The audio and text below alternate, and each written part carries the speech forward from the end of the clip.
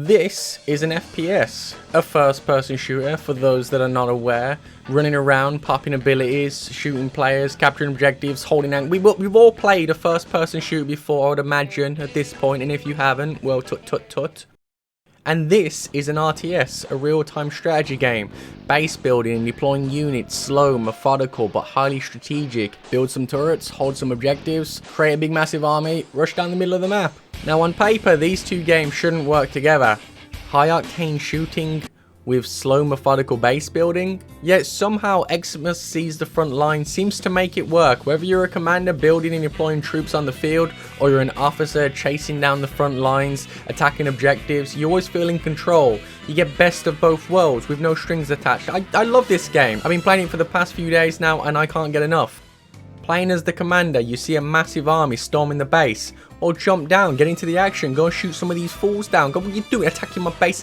Get out of here. Maybe you're playing as the officer and you're about to capture some resources. Damn, the enemy commander just put down some healing drone. Should have bought some anti-armor guns.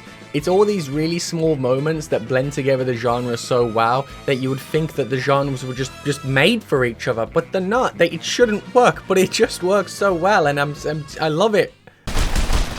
Oh, big slam. Starting the game up, you'll have a quick tutorial on how the officers work. It's basically first-person shooter stuff.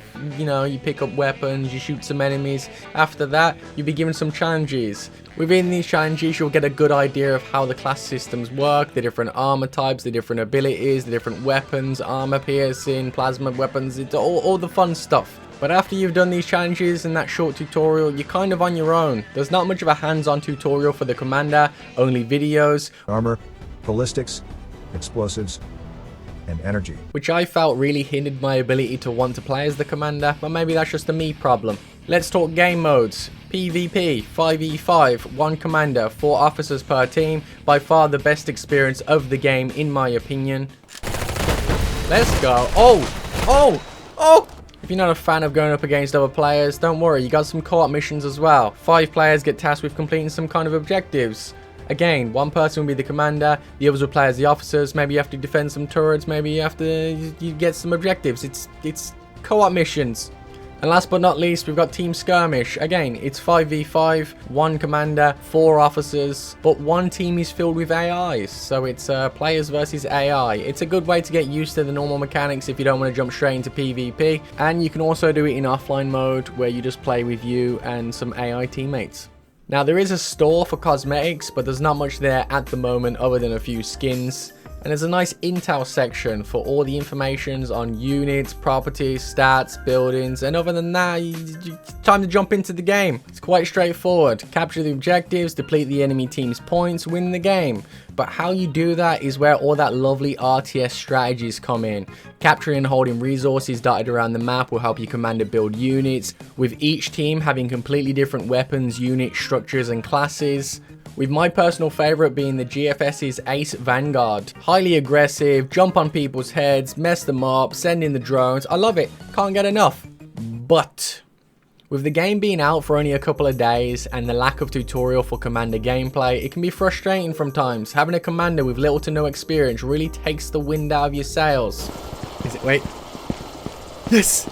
He's gave me a half-dead marine, thank you. With a team-based strategy game with as many options this game has, at the moment it seems a bit like a free-for-all. There's no true strategies. Hopefully, over the next few weeks, a big old community forms and they decide what works and what doesn't work. It's fair to say I really enjoy Eximius, and it's fair to say I really would love to recommend it to everyone, but with that being said, lack of players really hold this game back. Struggling to find players to fill lobbies, waiting upwards of 10 minutes sitting around with no one joining is really frustrating, and then more frustration once I get into a game. It's basically a coin toss to whether I'll get 30 ping or get 300 ping and being unable to play. 300 ping. There's my problem. Hopefully down the line this problem doesn't persist, but given the high PC specs needed and in my opinion quite high price tag for what the game is, I can only hope players get on board and have the great experience that I had. There's a few bugs to speak of and a few tweaks here and there to be made. The day I fly away, my people need me. Hiding in bushes and AI seems to forget you even exist and just leave you alone to mow them all down. And even with an i9 and a 2070 Super, my frame rate would still struggle every now and then. But thankfully, the developers seem to be working overtime. Here I am, casually sitting in a lobby that may have bugged out, and then a developer joins. It's good to see that they're working overtime, and hopefully it will pay off for them, because I really enjoy this game, and I hope that you guys end up enjoying it too. So if you've been itching for a new strategy shooter, or you're just a big fan of RTS games, maybe you have a nice rig, and maybe you don't mind waiting a little bit for a match, then this is the perfect game for you. Hope to see you all in the lobby of one soon. I'm MonkeyMayCry, it's been MonkeyMayCryTV, and peace.